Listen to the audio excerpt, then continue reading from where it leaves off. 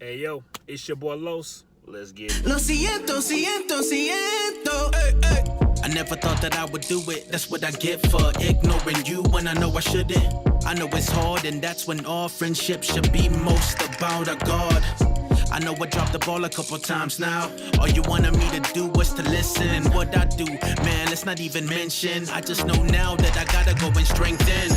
I know the Lord blessed me when he gave me a friend to grow with. So I distorted attitude not aligning with the purpose God recorded. The prayer closet. So answer to this is the peak. I man up and make war till it's deep. Glorify God as I'm honoring you. And together make war as we walk in the Lord. Listen, I don't put my faith in any of them dogmas. I don't. In Buddha Confucius, you could keep Muhammad. Keep them. And the other atheistic scholars. Nah. Or functional sages they try to collar. No. My sin debt was higher than the purchase price. It was. Only way to pay was by perfect life. That's it. That there is merits I can't afford. I needed the payment completely absorbed, so I trust in the person and work of Christ. Yeah. The only way that I'm getting a pardon, the only way, is if payment's exacted from God incarnate. He snatched me, took me up out of the darkness. My carnage and garment was darker than scarlet, and tarnish was hardened. His grace was alarming. It was. He came and pulled me up out the grave. Was dead in sin, yeah, I was once depraved. I was enslaved the lust of my sinful nature, set free by our sinless Savior. Nothing short of amazing grace. Alright, so as you can see, we're talking this now night about Josh, my guy Josh, and Evendent's latest EP called Ad Fontes, which, funny enough, means back to the source. The source is, which I think is just, it's kind of funny. I say it's funny because when you know the title, then you hear the album, you can see that the two actually coincide side by side. This album here does a wonderful, wonderful, wonderful job of reminding us to go back to, and when I say us, initially, right, when I first was thinking about this album, I thought it was more so geared towards Christian hip hop, right? Like they were attacking, not attacking, but chastising Christian hip hop for the way it's become. But it's funny, I get a lot of that from on the first album, Mars Hill, where they speak about how Christian hip hop used to be about glorifying the Lord, right? When Christian, in the essence of Christian hip hop first came about, it was about making much of God, presenting God in such a beautiful way, with the hope that the Holy Spirit would use hip-hop, Christian hip-hop, to draw in men, and so the Lord would save them, right? It was Christian hip-hop at its essence, at its core, was solely brought about for the glorification of the Lord in such a beautiful, beautiful way, right? And like I said on the song Mars Hill, the very first song, they allude to the fact of how we've gotten away from that, how Christian hip hop in a lot of ways is now I forgot the word, sorry. Mimicking, there we go. Mimics the secular realm, where it's about how dope you are, how many bars can you spit with the hope of someone saying, woo, he killed it. He killed it. Now, don't get it twisted, because I'm contradicting myself. When I say Evangel, he says bars, I say, woo, he killed it. Or Fanatic will say bars, so yo, he killed it, 7, so on and so forth. I think for me personally, the difference between them three I just named and many more, as opposed to Christian cats that now spit like secular, is although the cats that are Christian may have killed the verse or two, their sole purpose in spitting that verse isn't to brag and boast about how they killed that verse. It was really just the gifting which God gave them, and it just happened to come out in a dope way. But their point in spitting that was to glorify the Lord, not themselves. A lot of cats are trying to spit hot verses, so cats would say, we'll pat them on the back and say, wow, you did that, sir. And they get the praise, they get the glory, as opposed to giving it to the Lord. And so this album here, like I said, so I first initially thought that, okay, they're talking about that. And I get that, and that's dope in and of itself. But as you hear the album all the more, Like there's a song, like the next song is called Misunderstood, and it speaks about pretty much how not just Christian hip hop, but Christians in general are misunderstood when we stand before people. Results in that song as well. Stand before people and we proclaim the gospel to them. When we talk about we're Christians, we're believers, and the people automatically have this pre-thought, pre-judgmental thought of who we are, and it's like that's not who we are. Sure, a few people may have given you the indication that's us, but that's not us. We are terribly misunderstood in who we are and how we go about things and how we see the world and how we see God and so on and so forth. And so the song there does a great job of showing you how we're supposed to be, and also how we're viewed and where God is taking us to. That's just an amazing job. So as I heard that, the first song, thought about Christian hip hop. Then as I heard Misunderstood, I'm like, wait a minute, hold on, no, this is bigger Christian hip hop. This is bigger than just our little circle, our little niche. No, this album here is being produced and being joined out for the masses, basically for the Christian hip hop, Christianity as a whole. Like we need to do better. We need to do better in all that we do, because we have been slacking in a lot of areas, in a lot of ways. We have been fighting way more than we need to be fighting with one another, as opposed to fighting against the enemy and the wiles that he produces towards us.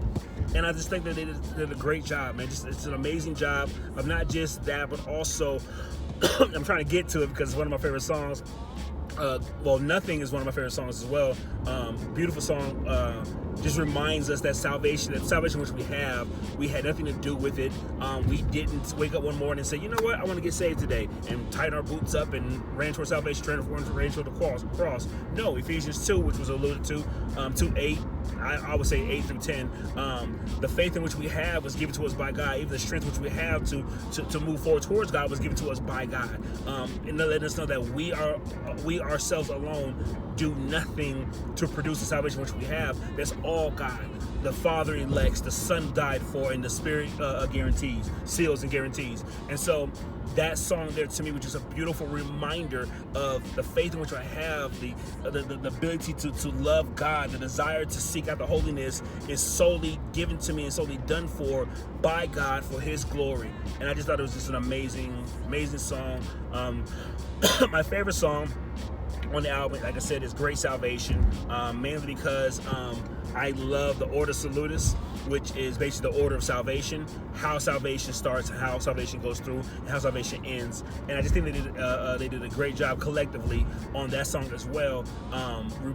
Basically not necessarily reminding us, but indicating and showing us how it's deeper than just salvation, just deeper than just saying, yo, I'm saved today. That's great, don't get it twisted, that's banging. But Evendent makes reference to the fact that it's deeper than just that. There's more to it. And the more you see the interworkings of something, the more you find yourself loving that something. Like for me personally, right, when I watch a movie, right, and then my wife would tell you, like, we'll be sitting on the couch watching a movie, and as I'm watching the movie, right, I will, as I'm sitting there watching it, grab my phone and start Googling certain things about the movie, right, and I'm able to see, wait a minute, so that's so-and-so, wait a minute, okay, so that person did this and that person that, and I'm linking the two parts together, and I find myself enjoying and loving the movie all the more because I get to see the inner workings of every piece of this movie.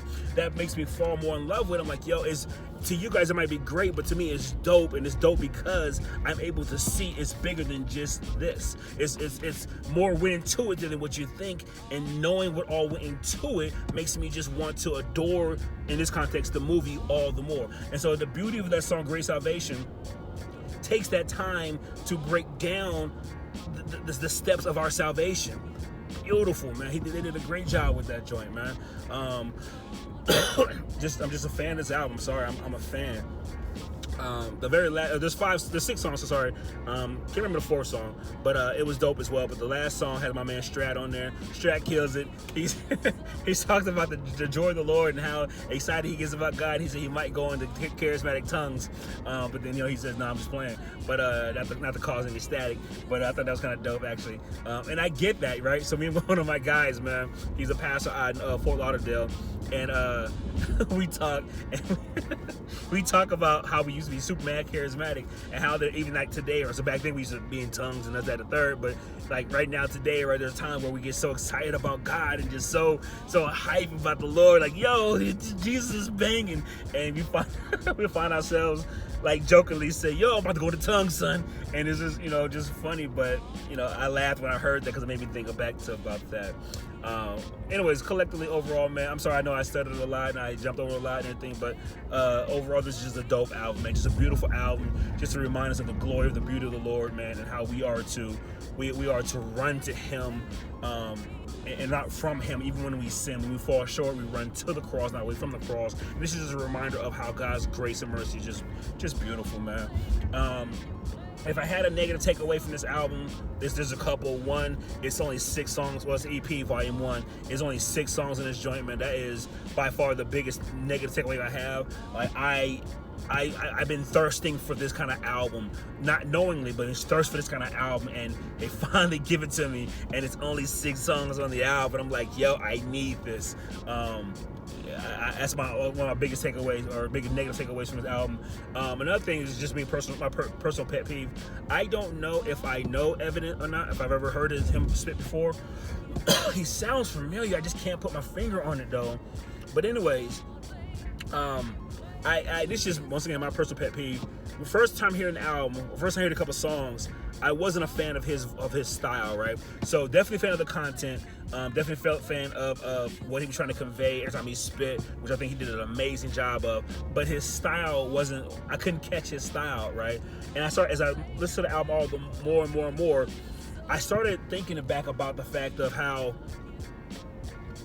some MCs, and this is definitely no shade. Let me this with all my heart, no shade.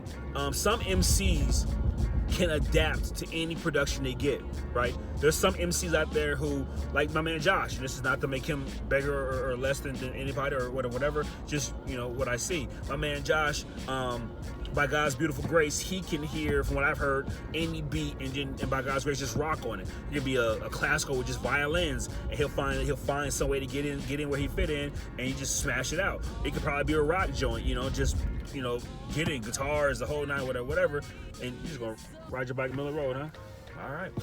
But yeah, he can mash it out. He just, by God's grace, he's gifted to do that. Everybody's not.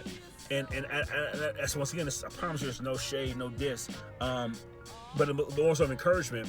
I wish, well, watch me find out that Evendent was the producer of this album, but I wish, if it at all possible, for him to have sat down with the producer, and the producer mold the beat around his style. So basically, like, visualize them in the room together, and the producer says, all right, spit your bars, spit your song, right? And he spits, I don't know, his verse on nothing, right? And as he's spitting it, the producer, so it's quiet in there, except for him rapping, and the producer on the drum machine, and he's just, bunch, or whatever. You get my point on the beat, right? And as he's rapping, the producer is making at least the groundwork of the beat, and it fits right around his style, right? So then he goes from there and just, makes it beautiful, and then after the track is done, his verse has been laid. All right, Josh, here you go. And then Josh, does his thing and works it out. That way, I feel that personally that it would have come across smoother. Like the song Misunderstood. I just didn't. Like I said, I like what he said. I think he said a dope. He was spitting mad truth. But I just didn't. His style was hard for me to swallow. And I don't think it's his style per se. I think it's just his style with the production which they got. I don't know. I hope that makes some kind of sense. I promise you I mean no disrespect. I'm definitely a fan. But I just didn't. Yeah, it was something off.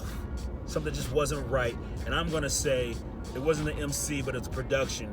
And it wasn't necessarily the producer, just more so the production wasn't the perfect style for him to be a part of, if that makes any sense. So by God's grace, man, Volume 2, they'll maybe get a chance to do something different and make it even doper than what it was, man. But I can't stop bragging about this album. Like I said, I didn't know I was thirsty for this. Didn't know that I was dying of thirst for this album, man. But praise God that it came, and it came at a great time for me. I miss this, yo. I miss this. Yeah, salute. I think that's it. I think that's pretty much it, man. Like I said, I think I would recommend buying this album. Please don't stream it. Please don't YouTube it. Please don't borrow from a friend. Please go out and cop this bad boy. And spend the necessary money. It's worth every penny you get. Support what they're trying to do, man. That way, not only so they can feed their families, but so also Volume 2 could be even doper because they got more money and more, more tools to use for the glory of God, man. Anyways, I'm gonna stop rambling. Dope album. I said Strat, and I said it was all. Yeah, okay. And that's another thing too. Real quick, so sorry. Another thing I like was how they handled this album. Just them two. Yeah, they had Result on a song, they had Strat on a song, but I think they did a great job of feeding off each other and bounce back off each other. I don't know if they was in the studio together. Actually, I don't think they was in the studio together, and I wish they were. Man, check this out. I'm sorry. To me, this album was the kind of album where I wish I was I had a label, or had the money, and I would just say, yo, for a week or two, or weekend, whatever, slide through. I got the money. I'm paying for the tickets, paying for the hotel, paying for the studio. Here's the producer. Y'all get in the booth, man. Smash out some hits. You know what I'm saying? Like, I wish I was in that kind of position to put them in that kind of position to give us what we need. You know what I'm saying? This album was dope, but I feel like it could have been so much doper if that's even possible for the glory of God. I'm rambling. Anyways, dope album, fellas. Salute. Real talk. All right, y'all. Grace. Oh, sorry. I remember what I was gonna say, man. This has been bothering me since I heard it. Josh, I'm so disappointed in you, bro. All that bragging I just did on you, bro, I'm so disappointed, man. I forgot what song. I need to remember the song, right? If I can remember, I'll put it right here. The song, there's a verse, right, and it's talking. I think is it Misunderstood? Might be Misunderstood. And in the verse, right, he talks about, I think it was Misunderstood. But they talk about how the importance of us going out preaching the gospel, proclaiming God's truth, with the hope of saving men, right? And, and so there's a line he says, Josh says, he goes, it's like, I don't want to mess it up, bro. But basically, your man's in the middle of the street, about to get hit by a truck, and instead of saying move, you say duck. Bro, I was so mad at you when I heard that. I was so mad. Who says duck when a truck is coming at somebody, man? Bro, I was so bothered by that, man. I was like, wait, what? I went back and played that bad boy like 3 times. Like, yo, I don't get it. Like, you would say move, like, yo, get out the way. You know what I'm saying? Not no duck and cover as a truck come. Bruh, sorry. I spent a minute and a half on that part right there, but it was worth it. Man, that part bothered me so much, man. Everything else was dope. That part bothered me so much. Track 3. The Tulip. Bruh. The way y'all handled, you handled the Tulip and my man handled the Grace part. Father. Whew. Dope album. Sorry. Go get it, man. For real, stop playing. You missing out. Grace.